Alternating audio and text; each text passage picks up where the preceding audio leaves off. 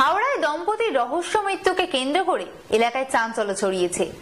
ঘটনার তদন্তে নেমে পুলিশের অনুমান, ঋণের দায়ে মানসিক অবসাদের জেরে আত্মহত্যার পথ বেছে নেন দম্পতি। হাওড়ার গোলাবাড়ি থানা এলাকার পিলখানা ফকির বাগানে দম্পতির মৃত্যুকে কেন্দ্র করে তীব্র চাঞ্চল্য ছড়িয়েছে। জানা গিয়েছে মৃতদের নাম বিজয় সাউ, বয়স 36 ও দীপিকা সাউ, বয়স 30 বছর। স্থানীয় সূত্রে জানা গিয়েছে বুধবার রাতেই তাদের ঝুলন্ত দেহ উদ্ধার করে পুলিশ। হাওড়া গোলাবাড়ি থানা এলাকার গোপাল ঘোষ লেনের বাসিন্দা বিজয় সাউ ও দীপিকা। কয়েক বছর আগে তাদের বিয়ে হয়। বিয়ের পর থেকে তারা স্বামী স্ত্রী আলাদা থাকতে শুরু করেন। হাওড়ায় বুধবার রাত 7:30টার পর তাদের ঘর খুলছে না দেখে প্রতিবেশীরা ডাকাডাকি শুরু করে সাড়া না পেয়ে পুলিশে খবর দেয়। পুলিশ এসে দরজা ভেঙে স্বামী স্ত্রীর ঝুলন্ত দেহ উদ্ধার করে। তবে ঠিক কি কারণে এই মৃত্যু তা স্পষ্ট নয় বলে জানা গিয়েছে।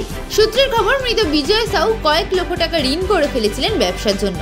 সেই দিন ঋণ আদায়ের জন্য ঋণদাররা তার বাড়িতে এসে তাগাদাও শুরু করেছিল। পুলিশের প্রাথমিক অনুমান, ঋণের দায়ে মানসিক অবসাদ থেকেই স্বামী স্ত্রী আত্মহত্যার পথ বেছে নিয়েছিলেন। ময়না তদন্তের জন্য দুটি দেহ হাওড়া হাসপাতালে পাঠানো হয়েছে। এদিকে এই ঘটনার জেরে ওই এলাকায় তীব্র চাঞ্চল্য ছড়িয়েছে।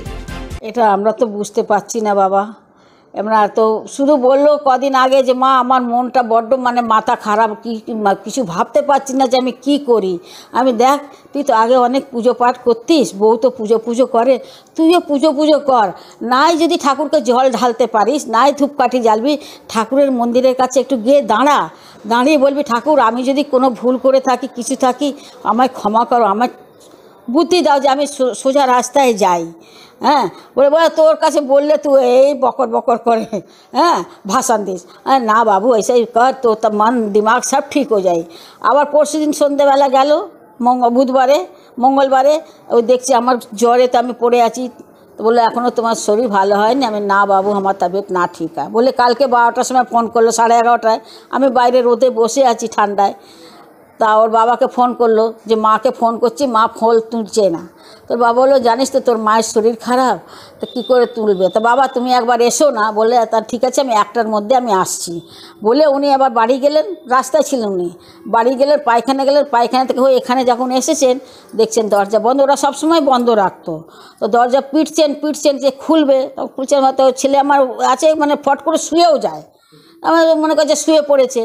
ফোন বাজাচ্ছে, ফোন রিং হয়ে বন্ধ হয়ে যাচ্ছে। তখন আবার নিচে গিয়ে বললেন, বাইরের লোকরা বলছে ঠিক আছে তুমি ঠান্ডায়, বয়স্ক লোক 80-র কাছাকাছি ওনারও বয়স হয়েছে, হ্যাঁ, তা তুমি চলো আমাদের ঘরে চাটা খাবে, একটু ঠান্ডা। বললেন না। ও আবার সে 2টোর সময় বাড়ি পৌঁছেছেন। তা আমায় বললেন, আমি আবার বৌমাকে ফোন করছি। তো বৌমা কাজে যায়।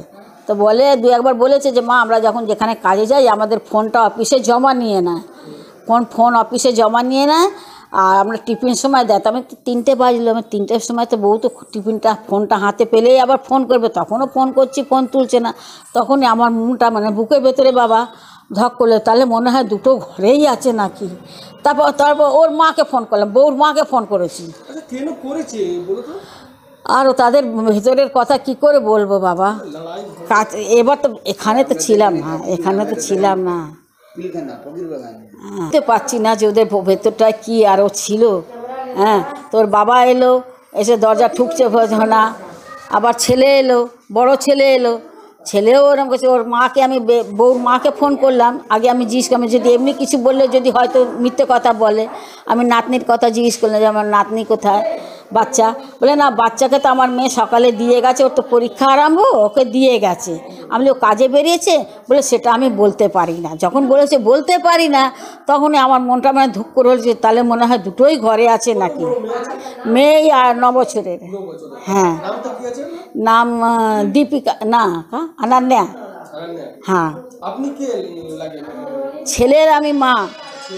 হ্যাঁ, ছেলের মা। জায়গায় আমাদের দেখতে হচ্ছে। হ্যাঁ, কি আর বলবো। মাঝে এই 6 মাসের কাছাকাছি বললো বাবা আমার দোকানপত্র ভালো চলছে না, আমাকে এই দোকান দেখিয়ে আমাকে লোন দিয়ে দেলা করে। বাবা বললেন ওর দেখো দোকান দেখে লোন দিলে, দোকান যদি তুমি না দিতে পারো তাহলে দোকান তো চলে যাবে, একটা গেলে আর পেনশন থেকে, পেনশনের বললেন রেলের স্টাফ পেনশনে বললেন। তা বললো যে ঠিক আছে আপনার বয়স হিসাবে আর আপনার যা টাকা পেনশন পাচ্ছেন সেই হিসেবে 1 লাখ টাকার বেশি দিতে পারবো না। উনি 1 লাখ টাকা দিলেন।